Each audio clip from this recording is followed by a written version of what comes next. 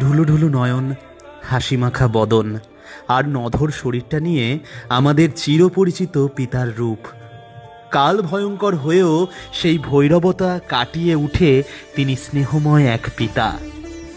তার শান্ত স্নিগ্ধ চাহনি পৃথিবীর সমস্ত অন্ধকারকে দূর করে দেয় নিমেষে।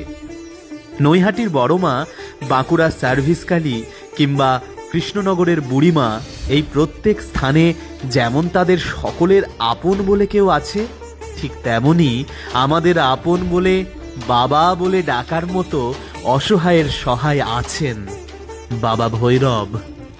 প্রাণের শহর বহরমপুরে আবারও প্রত্যেকবারের মতো বাবা এসেছেন।